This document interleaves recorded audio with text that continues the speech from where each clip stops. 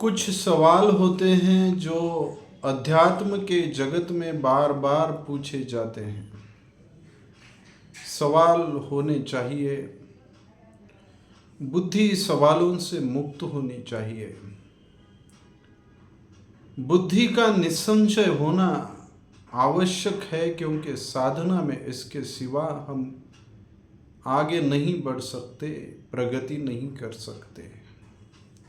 सवालों से मुक्त होना आवश्यक है और इसके लिए अच्छे गुरु का मिलना या ज्ञान के किसी तरह संपर्क में आ जाना, यह हमारा भाग्य होता है। तो सवाल बार बार पूछा हो जाता है कि क्या हम कोई विधाता के द्वारा चलाए जाते हैं? क्या ऐसी कोई शक्ति है जो शक्ति हमारा भाग्य लिखती जा रही है, लिखती है? प्रतिपल हमारे भाग्य को आंकती हैं और हमें उसके अनुसार ही चलना होता है, या फिर हमारे भाग्य के विधाता हम ही है? हम हमारे भाग्य के विधाता है या कोई विधाता हमारा भाग्य लिखता है? यह सवाल सालों से, हजारों सालों से मनुष्य के मन में पैदा होता आया है। उसके उत्तर भी दिए जाते हैं और उनके अनुसार अपनी अपनी साधकों की प्रगति भी होती रहती है। तो पहले हम इस बात को देखेंगे कि क्या हम किसी विधाता के द्वारा चलाए जा रहे हैं।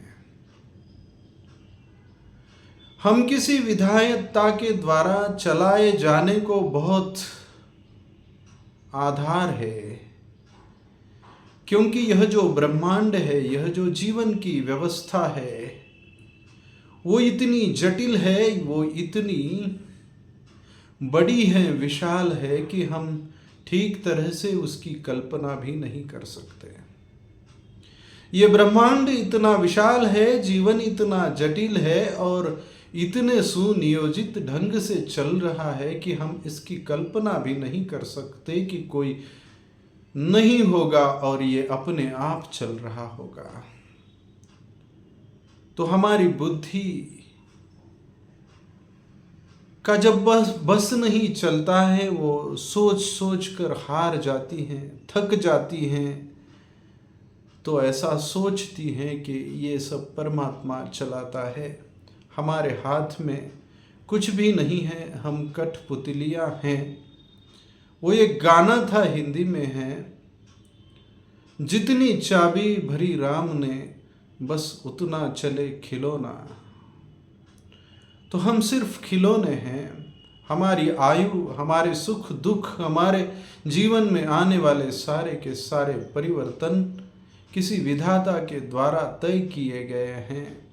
यहाँ तक बुद्धि आकर रुक जाती हैं, छोड़ देती हैं और उस विधाता को मनाने में लगती हैं कि हे विधाता, किसी तरह से हम पर तेरी कृपा बनी रहे और हम इस दुख भरे संसार में कुछ आश्रय पा सके। तो ये एक सोच होती है। इस सोच के पीछे जो आधार है, वो किसी विधाता को हमने खड़ा किया, ईश्वर को खड़ा किया। बुद्धि जब थक गई तो हमने ईश्वर को खड़ा किया। लेकिन जिन्होंने इसके आगे जाना, उनको इसके आगे का भी सच पता हुआ। जिन्होंने जाना, उनका ये कहना है कि भाग्य से हमारा जीवन नहीं चलता है। यह जो दिखता हुआ जीवन है, हमारा भौतिक जीवन, वो भौतिक जीवन संयोग से चलता है।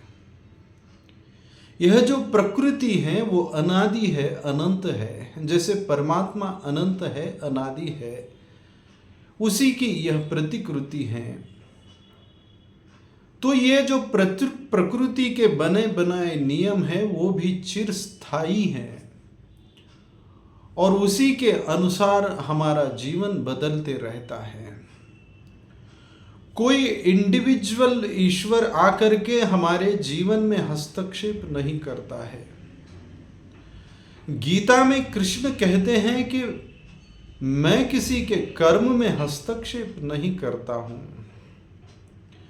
कर्म का उपहार हो या कर्म का दंड हो वो देती ते प्रकृति है। मैं माने परमात्मा किसी के कर्म में उस क्षेत्र में हस्तक्षेप नहीं करता है।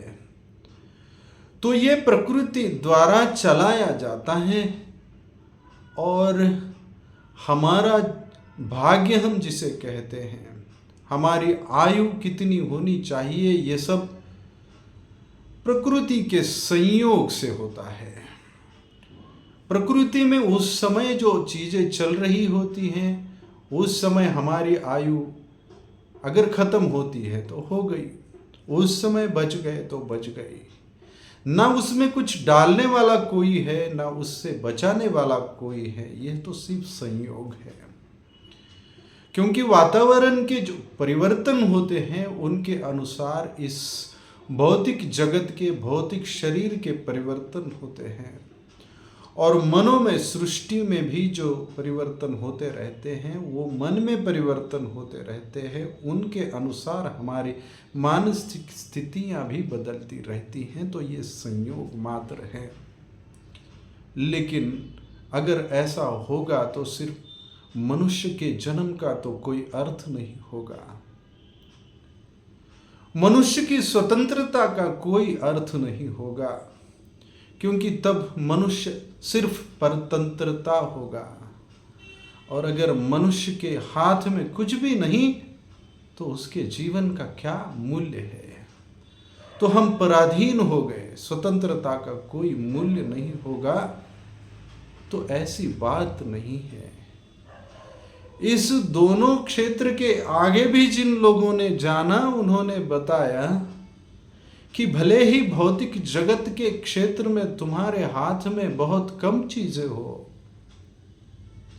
फिर भी एक चीज ऐसी है, तुम्हारा जो होना है, तुम्हारा जो अस्तित्व है, वहां पर तुम इतने शक्तिशाली हो कि पूरा ब्रह्मांड तुम्हारे भीतर समा सकता है। इतनी शक्ति तुम्हारे भीतर है।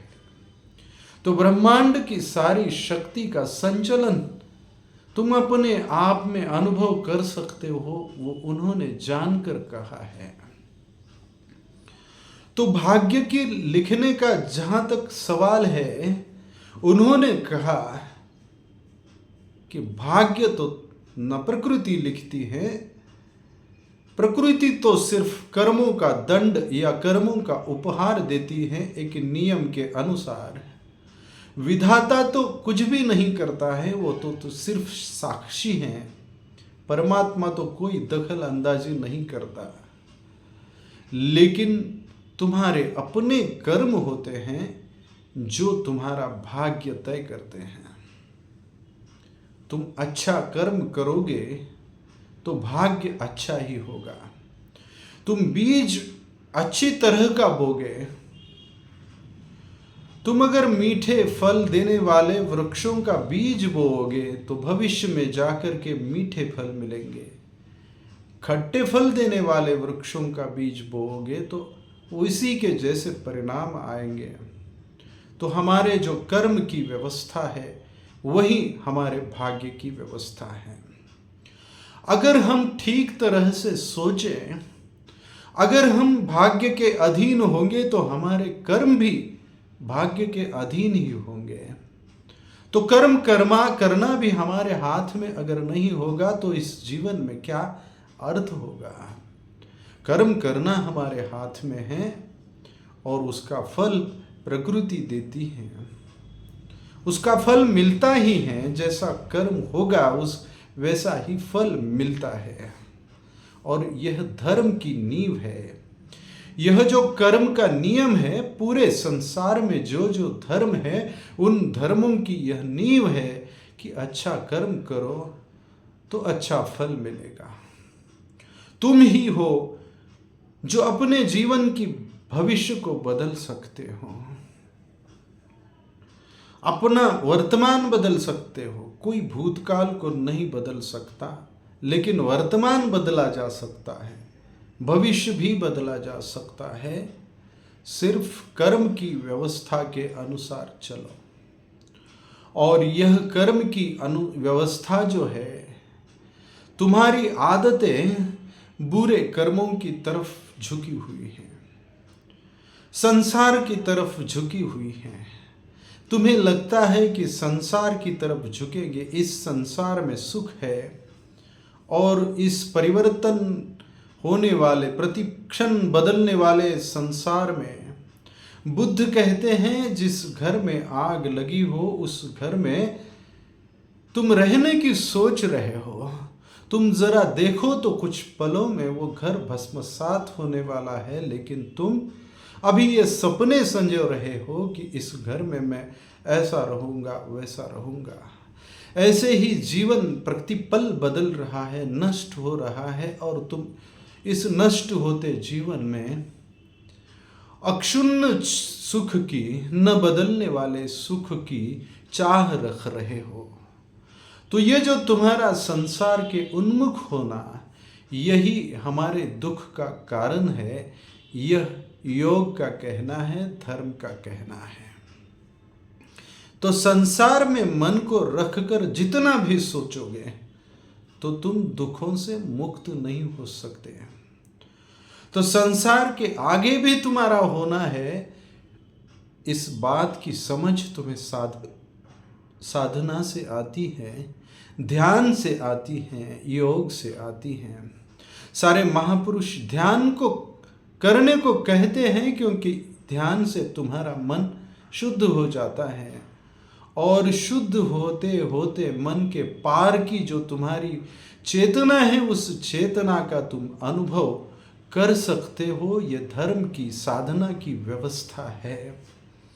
तो जब एक बार तुम धर्म के क्षेत्र में छलांग लगाओ तो तुम्हें पता चलता है कि जिस सुख की, संसार के सुख की मैं कामना कर रहा था, वो सुख क्षणिक हैं, बदलने वाले हैं। इससे भी बड़े सुख है, महासुख है, परम सुख है, और मैं वो प्राप्त कर सकता हूँ सिर्फ मेरे कर्मों को आधार बनाकर। मेरे मन की जो व्यवस्था है, उस व्यवस्था को सुधार कर मैं अपने आप को उसका भागीदार बना सकता हूँ। इस मायने में मैं मेरा भाग्य का विधाता हो सकता हूँ। यह धर्म की व्यवस्था का कहना है। फिर एक बार मैं आपको बता दूं कि हमें दुख में डालने वाला कोई नहीं है। न कोई शैतान आकर हमें दुख दे सकता है, न कोई ईश्वर आकर हमें दुख के बाहर निकाल सकता है, न कोई ईश्वर आकर हमें सुख प्रदान कर सकता है, न कोई भूत प्रेत आकर हमारी सुखदायी अवस्था को बदल सकता है। सब कुछ हो सकता है तो हमारे मन की अवस्था से हो सकता है। तो इस मन की अवस्था को और इस मन की व्यवस्था को बदलने की कला को सीखो, तो तुम अपने भाग्य के विधाता खुद बन जाओगे। बस आज इतना ही।